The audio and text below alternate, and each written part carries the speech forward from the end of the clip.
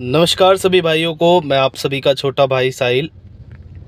और आज मैं आप सभी के लिए एक और बहुत ही महत्वपूर्ण जानकारी वाली वीडियो लेकर आ गया हूं। तो वीडियो में बने रहें, स्किप बिल्कुल ना करें, क्योंकि अगर आप स्किप करते हो तो बीच बीच की बातें छूट जाती हैं, फिर वो बातें रह जाती हैं और अधूरी बात आपके दिमाग में बैठ जाती है।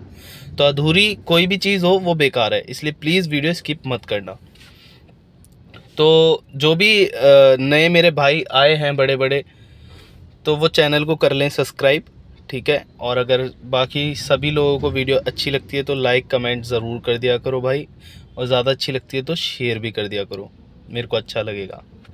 तो चलो वीडियो करते हैं शुरू। आज की जो वीडियो है वो इस विषय के ऊपर है कि भगताई लाइन के अंदर हुक्के को इतना मान क्यों दिया जाता है, इसके पीछे का तथ्य क्या है, क्या रीज़न है।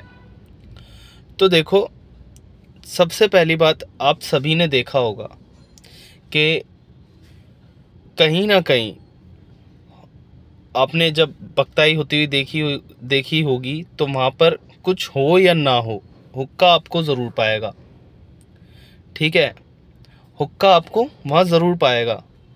तो हुक्के का बहुत ही बड़ा महत्व है, और इसके अंदर क्या छिपा है ऐसा वो भी मैं आपको बताऊंगा। इसका मान क्यों होता है, हुक्का ही क्यों ज़्यादा मान दिया जाता है हुक्के को, ऐसा क्या है कि देवों को भी हुक्का दिया जाता है। ये बहुत ही सटीक जानकारी है। कभी भी मेरा कोई भी भाई किसी भी जगह पर बैठता है तो ये बात रख के वो दिखा सकता है कि उसके पास भी थोड़ा बहुत ज्ञान है, ठीक है। तो देखो क्या होता है कि हुक्का स्वयं एक देव है। हुक्का स्वयं एक देव है। ऐसा मैं क्यों कह रहा हूँ, इसके पीछे का रीज़न समझो। देखो, हुक्का एक ऐसी वस्तु है कि उसके अंदर 3 देवों का स्थान है। सबसे ऊपर अग्निदेव, फिर वायुदेव बीच में, और फिर नीचे सबसे जल देवता। 3 देवों का उसमें वास हो गया। और आप सभी ने देखा होगा भगताई के अंदर हम अपने ऊत पितरों को भी पूजते हैं, ठीक है। और हमारे जो ऊत पितर हैं या जो लोक देव हैं वो क्या हैं? एक हवा, एक पवन ही तो हैं वो सब। इन्हें हम एक पवन ही तो कहेंगे, ठीक है। ये पवन ही वो शक्ति हैं जो हुक्के में वास करती है। और जितनी भी देवियां हैं वो एक ज्वाला स्वरूप है। जितनी भी देवियां हैं वो एक ज्वाला स्वरूप हैं, ठीक है मेरे भाई। तो अग्नि भी है हुक्के के अंदर, समझ गए।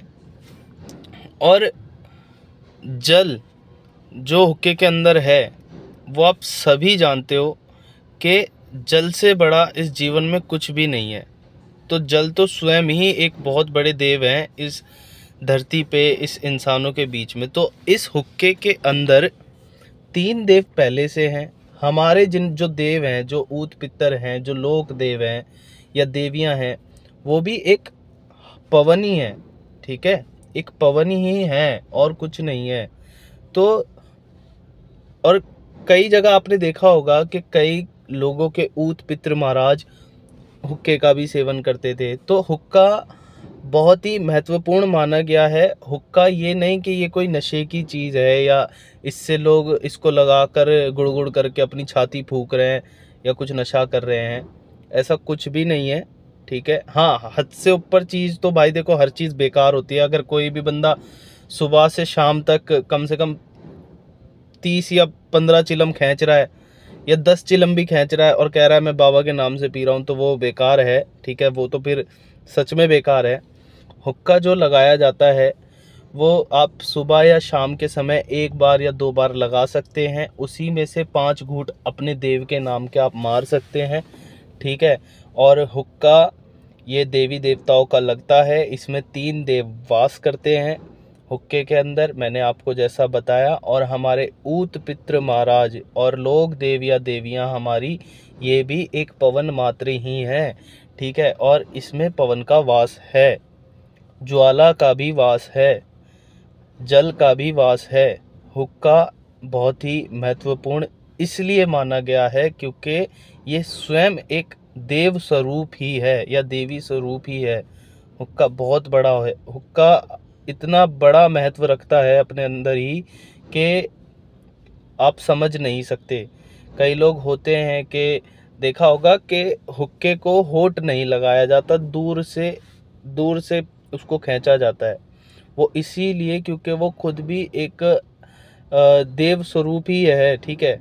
और कई लोग कहते हैं कि मैं 15 चिलम खींचता हूँ अपने देव के नाम की। ऐसा कुछ नहीं है, कोई देव 15 या 10 चिलम नहीं मांगता। एक सुबह या शाम के समय जब चिराग बत्ती होती है तब उनके नाम का हुक्का लगाया जाता है। 5 घूंट आप अपने देव के नाम के मारोगे तो आपकी छाती या फेफड़े नहीं गलेंगे। इससे ज़्यादा पोल्यूशन आप दिल्ली में रह के खा जाओगे, ठीक है। तो ये एक तरीका होता है। और मैंने आपको बता ही दिया कि हुक्के को इतना महत्व क्यों दिया जाता है। वो इसलिए क्योंकि इसके अंदर 3 देवों का वास है। तो अगर वीडियो आपको अच्छी लगी हो, जानकारी अच्छी लगी हो, तो आगे शेयर करें। अगर मुझसे कोई भूल चूक या गलती हो गई हो तो मैं हमेशा कहता हूं कि मैं आप सभी का छोटा भाई साहिल, एक अज्ञानी बालक समझ के माफ़ कर देना। आप सब मुझे करेक्ट कर दिया करो अगर मैं कहीं गलत होता हूँ। Thank you for watching. जय श्री राम। बाय।